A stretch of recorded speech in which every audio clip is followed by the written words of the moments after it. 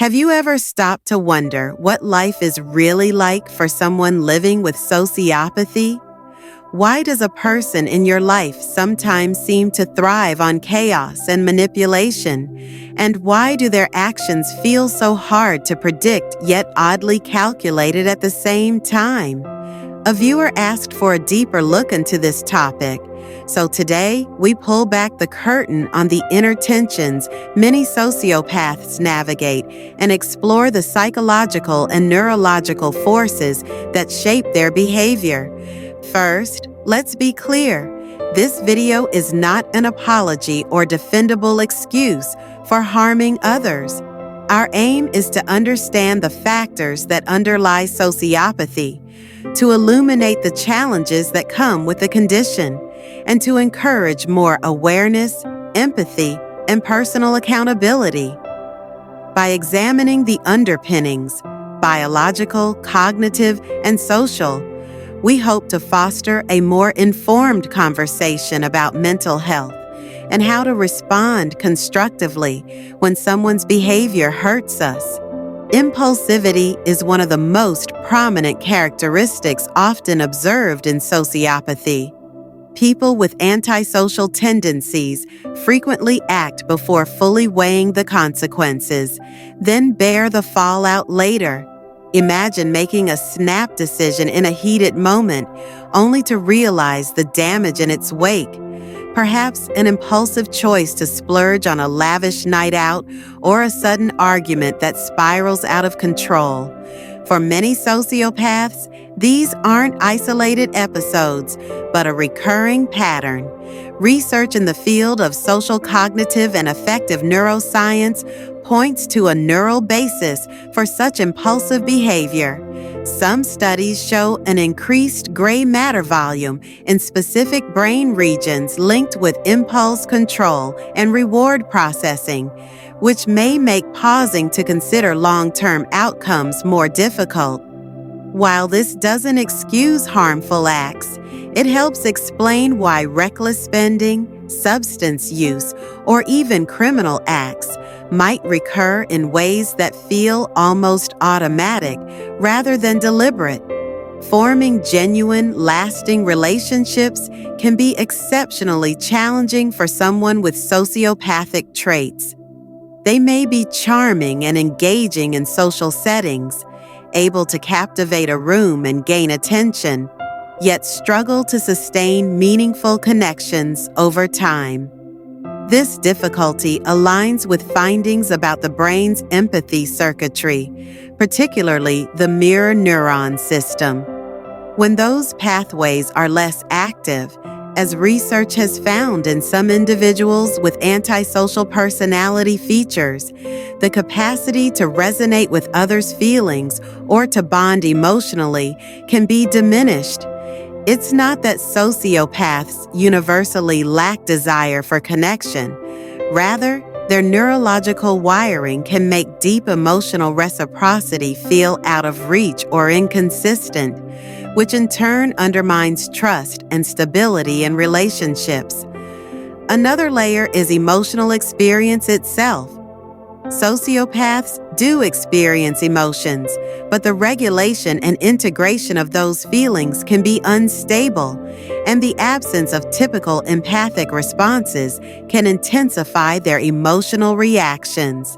In moments of perceived threat or rejection, their responses can escalate into outsized, impulsive behaviors that seem to arise from a fear of loss or ego protection, rather than from a genuine concern about the relationship.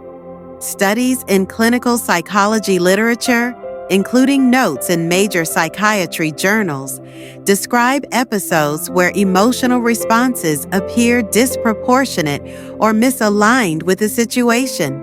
Such volatility contributes to a sense of unpredictability that others perceive as dangerous or exhausting. And because these emotional storms are not driven by the same fears that might govern others, like abandonment or insecurity in relationships, these reactions can feel less tethered to social norms and more like raw protective maneuvers. A sense of entitlement also plays a significant role. Many sociopaths operate with the belief that they deserve special treatment or that their needs should come first, regardless of the cost to others. This stance can fuel manipulative behaviors and a tendency to dismiss or minimize others' feelings. Psychological literature on entitlement shows that people who cling to an inflated self-view are more likely to set self-centered goals and to defend their image even when evidence contradicts it. In practice, this can manifest as overemphasizing personal achievements, exaggerating or misinterpreting minor slights, or shifting blame to others rather than acknowledging faults. When ego is defended at all costs, relationships strain or fracture, and a pattern of hostility can emerge where others feel used or devalued. Unpredictability often goes hand in hand with this cluster of traits. A sociopath might be warm, witty, and engaging in one moment, then cold, irritable, or aggressive the next. Researchers have linked antisocial behavior and blunted or exaggerated emotional responses to variations in amygdala reactivity, the brain region involved in processing emotional stimuli. When the amygdala responds in unusual ways, the outward expression of emotions can swing abruptly, which creates an ever-shifting dynamic in interactions. The result is a relationship that feels unstable, making trust difficult to establish and maintain.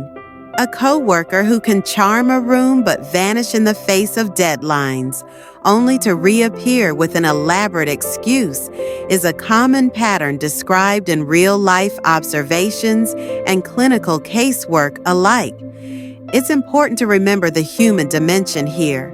Sociopathy is not a cartoonish stereotype. It represents a spectrum of traits that can produce real harm in everyday life. The goal of understanding these dynamics is not to excuse hard or dangerous behavior, but to replace judgment with informed compassion, so conversations about mental health can be more productive, less stigmatizing, and more conducive to growth, whether for the person exhibiting these traits or for the people who interact with them. How do sociopaths differ from other related terms? Psychopaths, narcissists, or dark empaths, for example. While these labels share certain overlaps, each describes a distinct constellation of traits and neurological patterns. Psychopathy, often used interchangeably with sociopathy in popular culture, emphasizes persistent antisocial behavior, shallow affect, and calculated instrumental manipulation. Narcissistic tendencies center on an inflated sense of self-importance and a craving for admiration, sometimes at the expense of others' well-being. The concept of dark empath is more controversial, suggesting the ability to understand others' feelings without feeling them, which can enable both strategic manipulation and surprising emotional clarity in some contexts. The distinctions matter because they guide how we interpret behavior, respond in interpersonal dynamics, and design approaches for support, treatment, or safety. As we reflect on these dynamics, it's worth keeping in mind that these explanations do not absolve harmful actions. Acknowledging the complexity behind sociopathic behavior helps us engage with it more responsibly, promote accountability, and cultivate a more empathetic public dialogue about mental health. By emphasizing education, early identification, and supportive interventions where possible, we can help reduce harm while recognizing the humanity of the people involved. If you found this exploration helpful or thought-provoking, please consider liking this video and sharing it with someone who might benefit from a clearer understanding of these issues. If you're navigating your own experiences with someone who shows these traits, or if you're simply curious to learn more about how these psychological processes work, I'd love to hear your thoughts in the comments. And for more content that digs into human psychology, the factors behind behavior, emotions, and personal growth, don't forget to subscribe and stay tuned for future discussions. Ultimately, the aim is to replace reflexive judgment with curiosity and to encourage careful, compassionate conversations about personality, behavior, and the fragile balance between self-preservation and social connection. By approaching sociopathy with nuance and respect, we can better support those who struggle and better protect those who are affected by their actions.